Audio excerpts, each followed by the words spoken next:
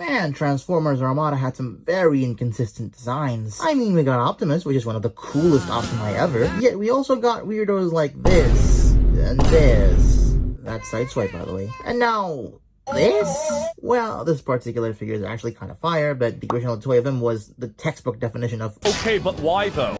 Welcome and greetings, people of YouTube. I'm Screaming Star, and today we'll be taking a look at the Transformers Age of the Primes Voyager class Armada Red Alert. Wait, Voyager class? Oh, that must be because it comes with those iconic mini-cons, right? Well, then who is this pompous gentleman thinking he can make us pay $30 for such a mad design? Is this character any good, perhaps? Well, if you say that the Armada rendition of the G1 character Red Alert is your favorite character in Transformers Armada, I would think you're completely lying. He was bland as fuck. He was your typical stoic medic character a la TF Prime Ratchet, but with none of the charm and whimsy, at least in my opinion. You're a stupid consumerist, then why did you buy a figure whose character you have no attachment to and whose design you dislike? Are you stupid or something? Let's go from the reviews that I've seen, okay? Many scream annoying me? Now please shut up and let me do my job. Fuck. But is there actually a reason why the seemingly simple figure could warrant such a price tag? Well, after opening him up from his box, as always, I can say that... well, he's definitely categorically better than your average deluxe class, but to say that he's completely worth the price would be an overstatement. Partially because his accessories are just okay. First of all, as I said earlier, no minicon. With this guy being on the smaller end of the Voyager class figures, you would think they'd use up the rest of his budget to give him a minicon. But nah, let's pack in all these useless attachments instead, said John Hasbro proudly. You get the default attachments, this triple-barreled gun, and this grappling claw looking thing. I swear I've seen Armada, but I didn't pay attention enough to Red Alert to actually remember what these actually do. They all look good in their own right and can be attached to the figure's left arm, or be held with his right hand if you're that way inclined, you interesting fellow. Each of these can also be stored in different parts of the figure. But let me just say how much I hate having to store this default piece. It is so annoying. Not like I can avoid the option because the parts forming is necessary for the transformation. This part of the figure makes me so angry that I now want to shoot somebody with this hidden shoulder cannon. The double hinge joints here allow for an incredibly smooth play session. The cannon itself, though, looks...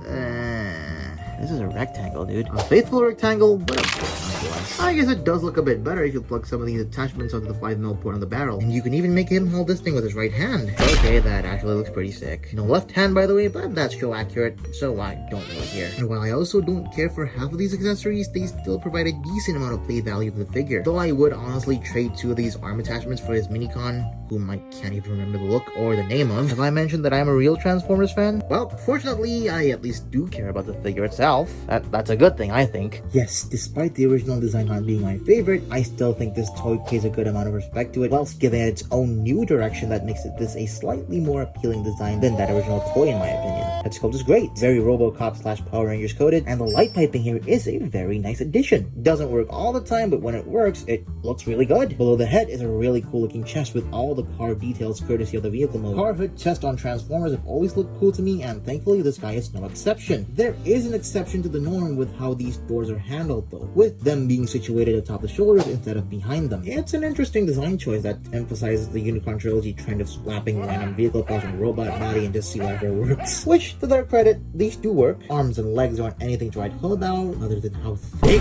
they made him compared to the original. I'm a thigh guy myself, and even I can admit this is too much. Still, doesn't ruin the design in any substantial way. Just thought I'd share that minor nitpick with you all. Barely any nitpicks when it comes to his hand feel though, because my goodness, he feels amazing. The plastic is tough and chunky, all the joints feel really nice and snug, maybe a little too snug in some parts. But we'll get to that in a little bit. This guy feels denser than any deluxe class figures I've handled. I'd even say that he feels just as good, if not better than some large Voyager figures, such as the Siege Seekers. Oh, hi me. So, is he worth the price? For now, not really sure, but maybe it'll help if we check out his posability. Now, the articulation on this figure is actually quite fire for the type of design that it is.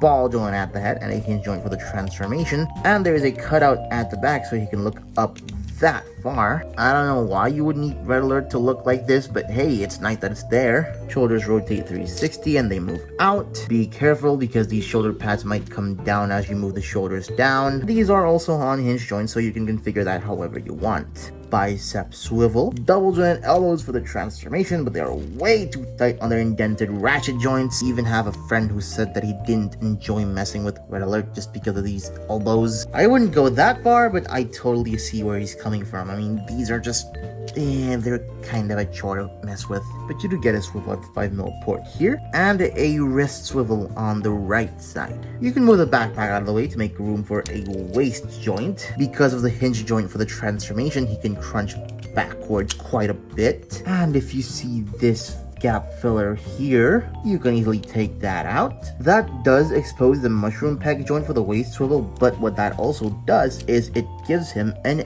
ab crunch. Always love it when my transformers have an ab crunch, and I will ignore this piece of shit from now on.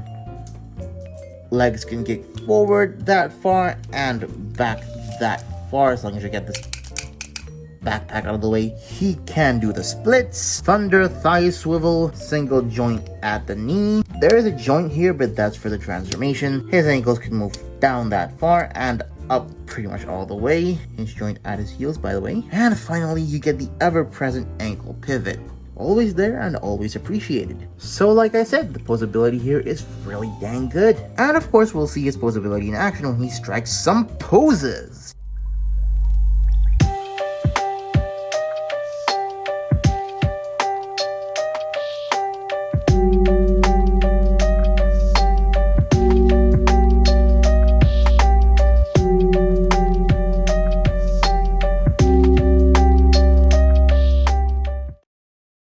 For such an unconventional design, he poses excellently well. Weird tolerances aside, I had quite a bit of fun messing around with him and getting him into various poses. Now let's talk about one of the many points of contentions when discussing about this figure, that being his size comparisons. Here's Red Alert next to a Unicron Trilogy Deluxe, the Legacy United Cybertron Hotshot. And yes, while he is a deluxe that is as tall as Red Alert, he does not feel anywhere near as good as Red Alert. Plastic is a bit thin and there's quite a few hollowness here, whereas this guy is incredibly solid. I still personally like this figure, but yeah. Comparing him to a regular 6-inch scale figure, we have the Marvel Legends Mr. Knight. And finally, and yes, I know that wasn't a lot, here he is next to the Legacy Evolution Armada Optimus Prime. Ooh, they look really good together. Now I just need a Power Links Hotshot to complete the team. Yeah, admittedly, the robot mode significantly lacks in size, but hey, at least it doesn't lack in a proper transformation. And for what it's worth, his transformation is not too shabby. It's pretty much the original toy, but revamped. Here, have a look.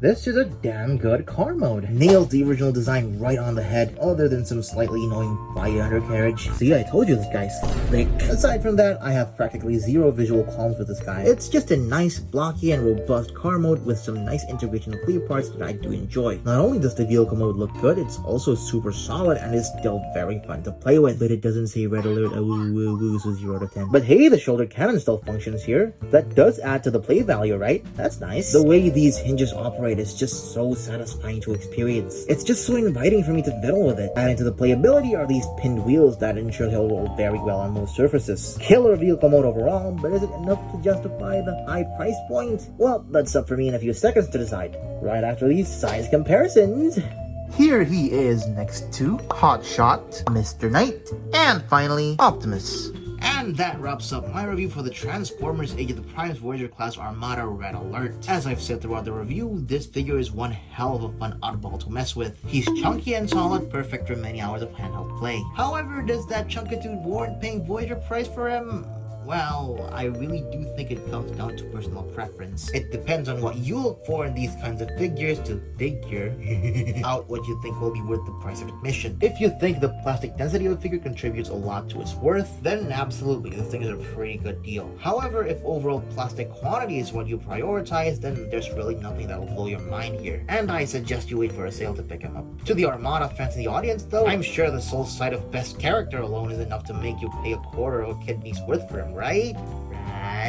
Right? In all seriousness though, I definitely recommend this figure overall, especially for said fans of Transformers Armada, which I guess I kind of am. Skipping Energon though, I watched like 5 episodes of that thing and Kicker should go to hell. And with all that being said, I'd like to say thank you so much for watching my video. What did you think of it? If you enjoyed it, leave a like, got something to say, leave a comment. And if you like my channel, feel free to hit that subscribe button. Farewell folks, I'll hopefully see you all next time. Now, my next review is what I would call my first ever sponsored video, but just because it is sponsored doesn't mean it's not awesome. It's so freaking big.